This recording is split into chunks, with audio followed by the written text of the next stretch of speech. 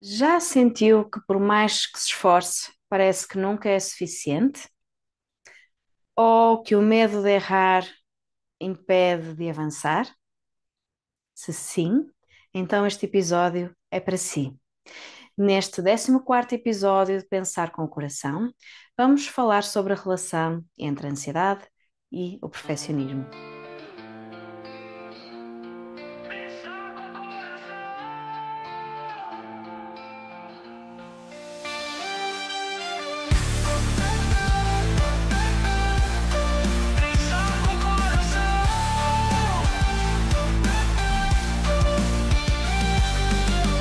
Bem-vindo e bem-vinda ao podcast Pensar com o Coração. O meu nome é Lili Andrade, eu sou psicóloga clínica e estarei consigo neste podcast para descomplicar a psicologia, explorarmos as profundezas da mente, descobrirmos novas perspectivas e cultivar o bem-estar. Vamos a isso?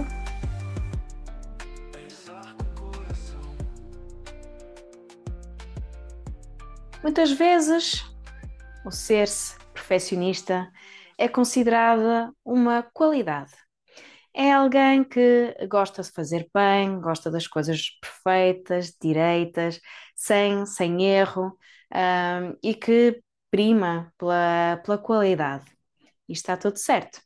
Só que nem sempre a perfeição, a busca pela perfeição, é um sinal positivo para a pessoa.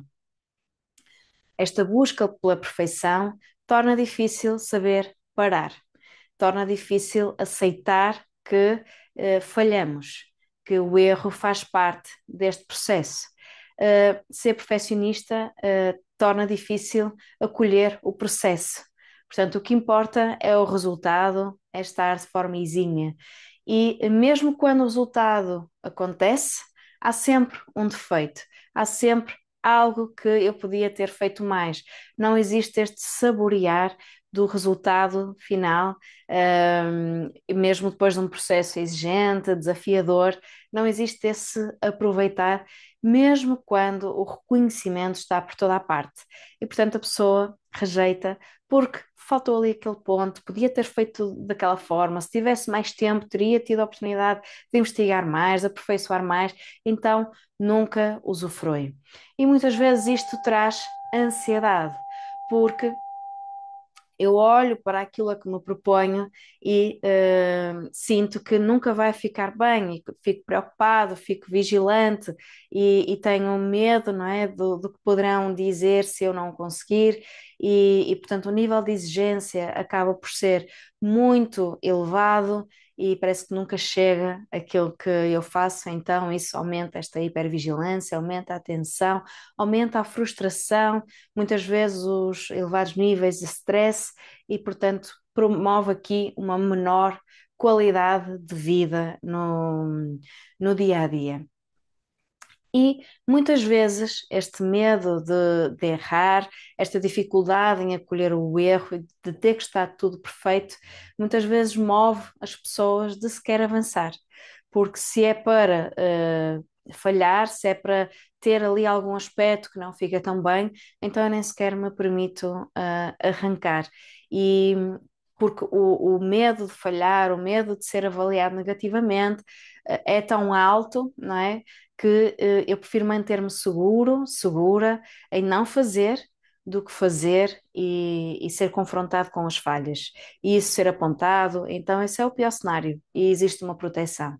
E isto faz com que a pessoa não avance, procrastine, faz com que a pessoa se impeça de concretizar algo para si portanto, isto também interfere na nossa percepção do nosso autoconceito, da nossa autoestima, muitas vezes, por sentir sempre que não chega o que eu faço, que falhar nem sequer está na minha, no meu caminho. E que os outros, não é, se virem essas falhas, vão julgar-me e vão ter uma percepção negativa sobre mim própria. E, portanto, existe aqui uma relação entre o perfeccionismo e a ansiedade. E isto, então, faz com que exista sofrimento. Muitas vezes este medo de lidar com a falha, com o erro, ativa também um hipercontrolo, ou seja, em situações que eu tenho para resolver, para tratar, e que até envolvam outras pessoas, eu querer ter tudo sob controle, querer abraçar tudo, porque o nível de exigência é alto, eu lido mal com o falhanço e então eu tenho que controlar as variáveis para poder agir, para poder atuar, para poder prevenir o erro. Isto traz um desgaste enorme no nosso dia a dia, no dia a dia desta pessoa, porque nós não conseguimos controlar tudo, não é? Nós temos aqui um limite daquilo que nós podemos abraçar, o resto não dá para abraçar mais, não é? E portanto vão haver coisas que não vão correr bem, não vão estar como devem estar. Portanto, sim, o perfeccionismo pode nos fazer mexer para trazer qualidade, para não é, entregarmos o melhor de nós, mas quando o nível de autoexigência é demasiado alto e impossibilitador de serenidade, de tranquilidade interna, que impede, não é, acolher os processos e acolher o erro, isto gera sofrimento, pode gerar então aqui quadros de ansiedade e também de stress, que acabam por se prolongar no tempo. E então o que é que nós podemos fazer para trabalhar esta questão connosco? Nós podemos, por exemplo, começar por deixar de nos compararmos a outras pessoas. Muitas vezes nós olhamos para o jardim do lado e achamos que aquele jardim é perfeito.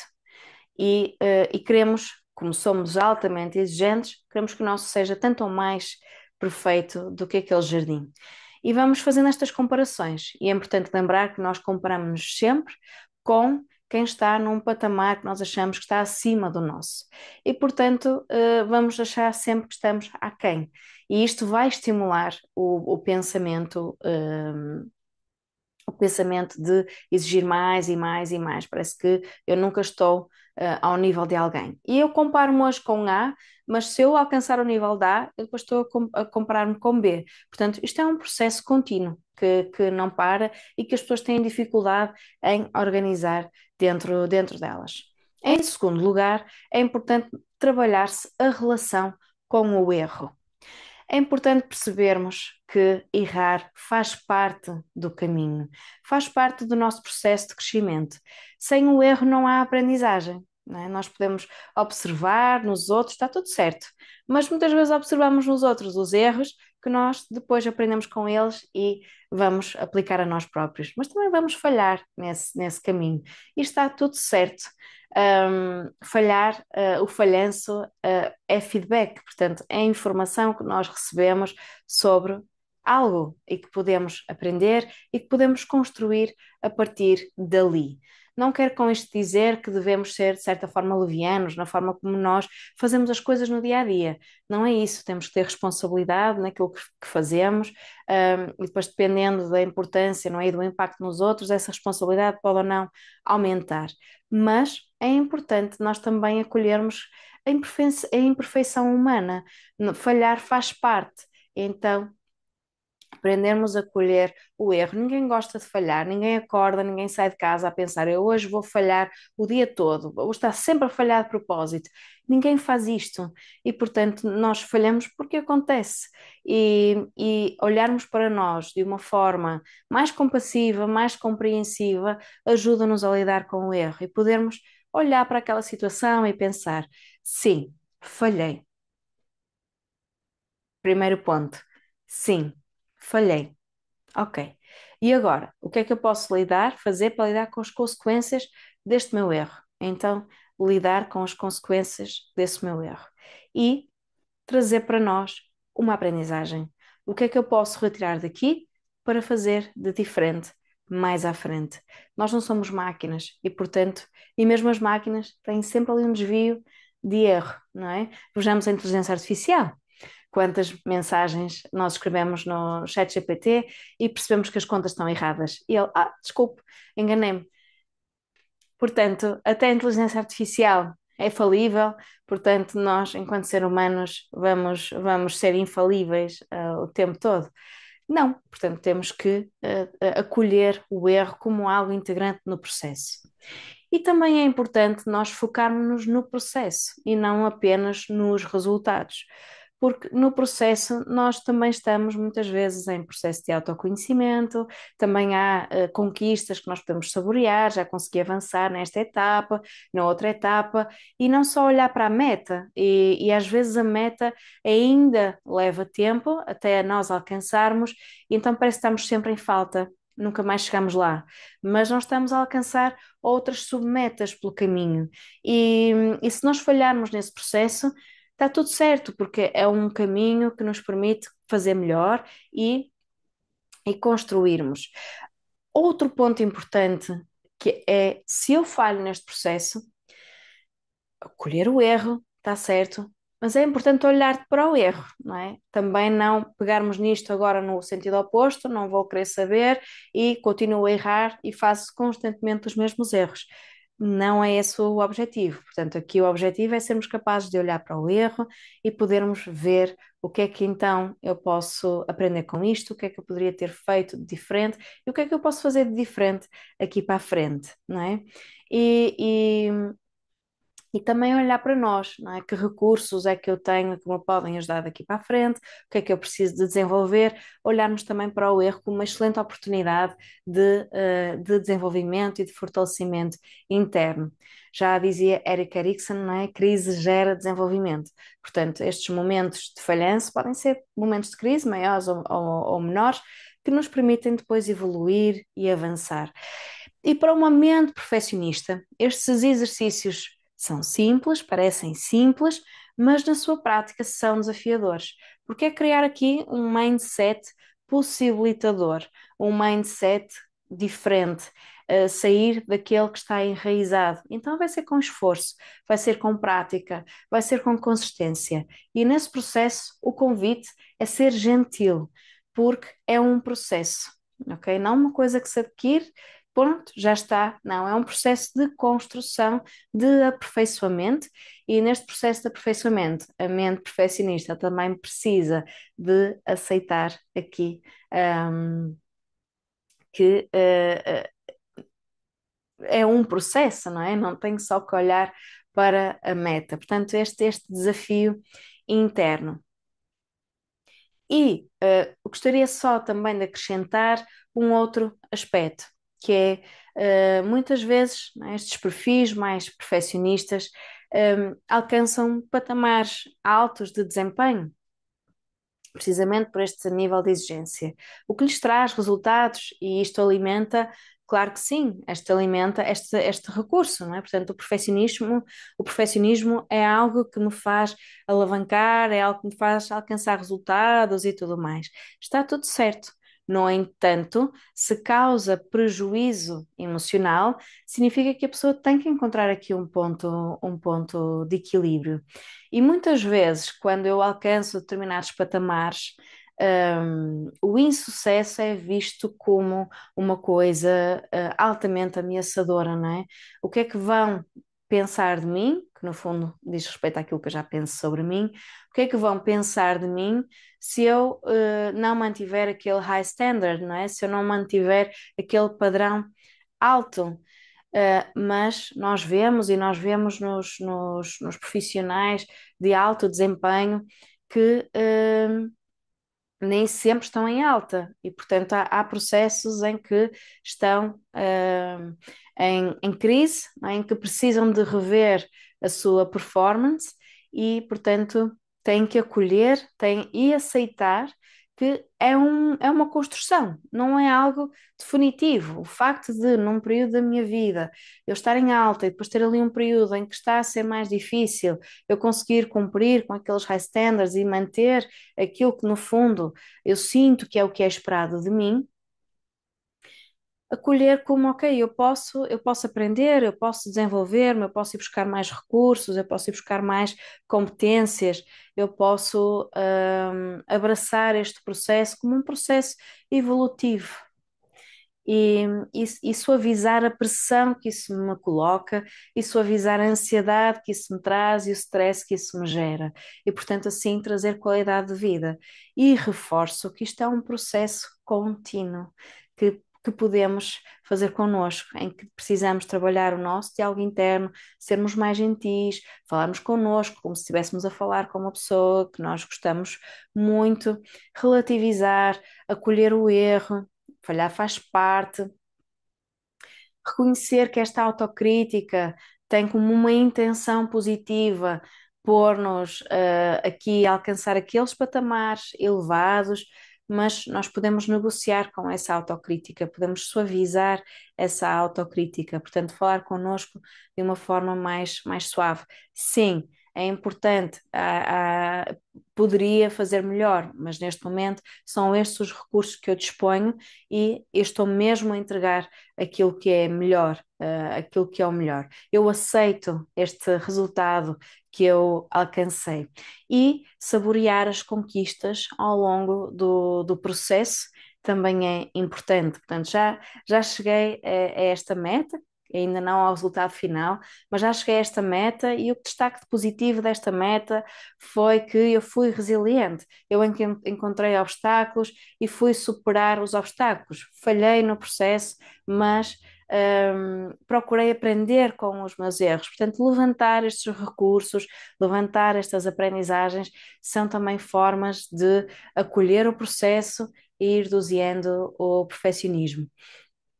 Este perfeccionismo muitas vezes vem da nossa bagagem, vem de outros perfis perfeccionistas, dos nossos pais ou de figuras de vinculação significativas e que nós continuamos a reproduzir porque queremos sentir que somos importantes, que somos suficientes, que somos muitas vezes merecedores e, portanto, isso faz com que nós persistamos nesta busca pela perfeição, porque só assim é que eu vou ser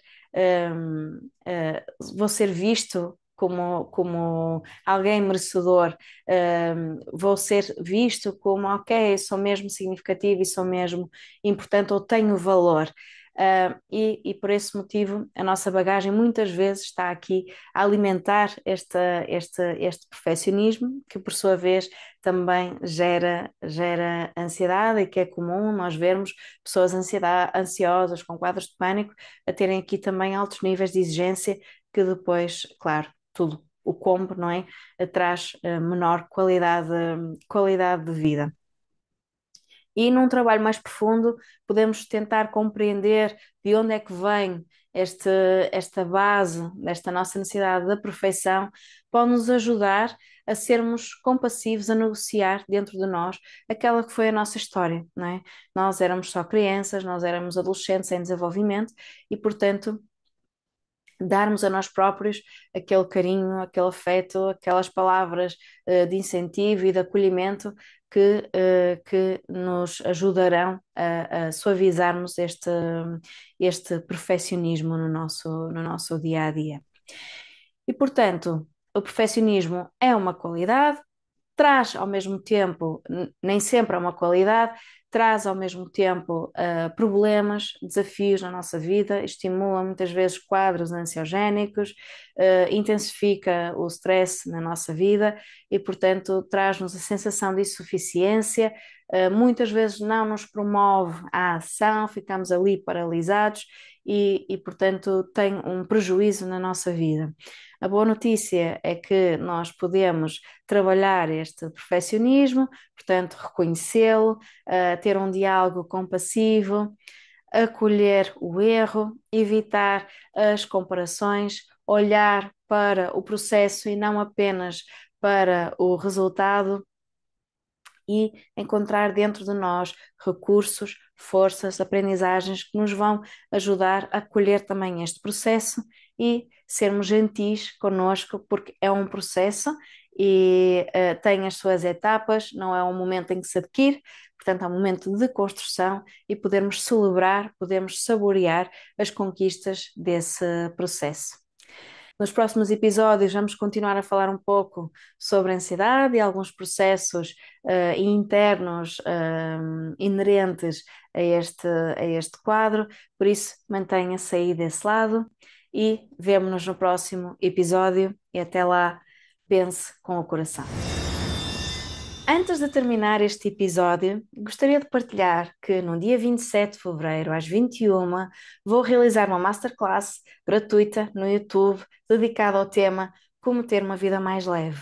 E neste evento, completamente gratuito, vou falar sobre ansiedade, vou falar sobre stress, como distinguir ansiedade e stress e deixar algumas estratégias que pode pôr em prática no seu dia a dia para ter uma vida mais leve. As inscrições são obrigatórias, apesar de ser gratuito.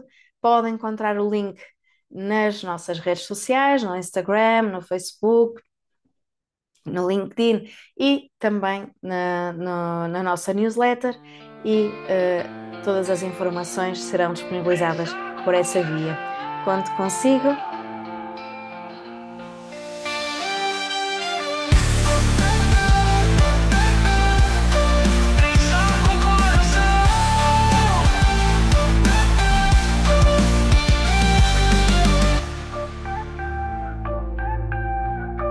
Pensar com o coração.